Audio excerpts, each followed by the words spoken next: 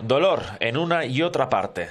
En un intervalo de pocos días, las familias de los 3 adolescentes israelíes que fueron encontrados sin vida y la del joven palestino quemado vivo han enterrado a sus seres queridos en un ambiente cada vez más tenso que amenaza con explotar. El extremismo no descansa y mina día tras día las esperanzas de un apaciguamiento.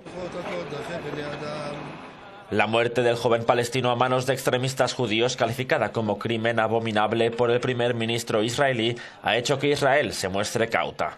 O quizás lo ha provocado el temor a una tercera intifada o a una confrontación generalizada. En cualquier caso, Benjamin Netanyahu vive días difíciles, obligado a reaccionar bajo la presión del ala derecha de su gobierno, del que algunos miembros reclaman fuertes acciones punitivas contra Hamás. Intenta llevar a cabo un discurso fuerte y una actitud responsable. Hamás es una organización terrorista que debe ser derrotada. En cuanto a las relaciones de Israel con la Franja de Gaza, nos gustaría mantener la calma en la frontera. El problema es que Hamás no lo permite. En las últimas 3 semanas se han lanzado 150 cohetes desde Gaza a Israel. Obviamente hay que actuar para proteger a la gente. Los ataques que asolan Gaza estos días como represalia a los bombardeos han alimentado la cólera de Hamás. Sus militantes reclaman venganza y sus portavoces prometen un empeoramiento si Israel acentúa sus operaciones.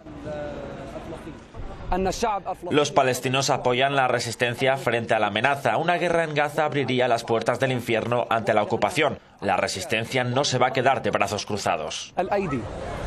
Un infierno que estos israelíes no quieren. Un posicionamiento que Netanyahu sabe que tiene que tener en cuenta. Es la voz de unos pacifistas que se manifiestan contra la escalada de violencia y que no quieren que Israel lleve a cabo acciones que den paso a más enfrentamientos.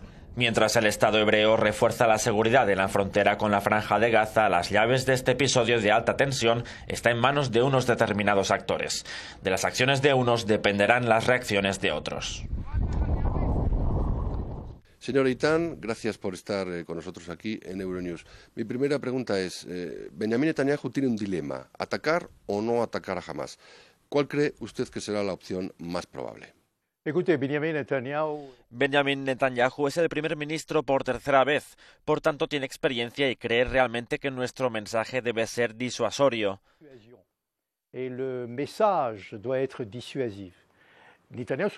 Efectivamente, Netanyahu se enfrenta a un gran dilema porque hay una coalición bastante dura, bastante difícil de gestionar. Está la extrema derecha con Lieberman, Bennett y otros que quieren a toda costa lanzar una operación de gran envergadura, algo que Netanyahu no hará. Efectivamente, creo que se debe responder con un mensaje disuasorio.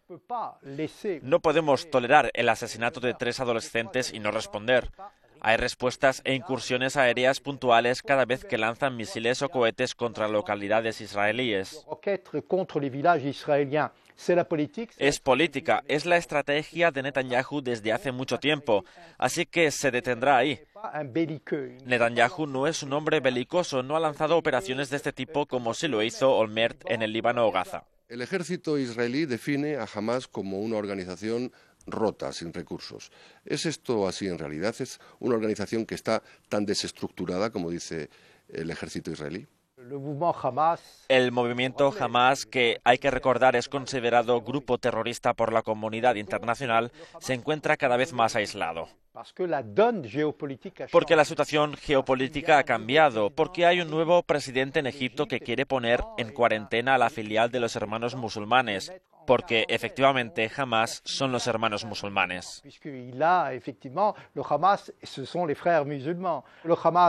Hamás se encuentra en dificultades porque está aislada en el mundo árabe, en el propio seno del mundo árabe, porque los hermanos musulmanes pierden popularidad. Pero por otro lado vemos que Hamás intenta regresar a la escena internacional y sobre todo a la escena árabe. Quiere contar con partidarios de su causa.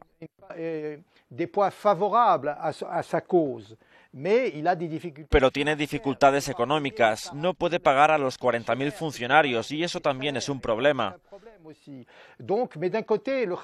Por otra parte, Hamás, que se encuentra en una situación difícil, no puede controlar a todas sus divisiones. Está la yihad islámica, está Esedim el-Qassam, Hay otros grupúsculos que intentan romper la tregua, porque Hamás quiere la tregua a largo plazo, de 1 año y medio, 2 años, y por tanto no cerrarle la puerta a Israel. Nos encontramos en una situación en la que Hamás no es capaz de lanzar operaciones importantes porque sabe que Israel responderá de forma fulminante, quizás con una operación de gran envergadura. Es una posibilidad.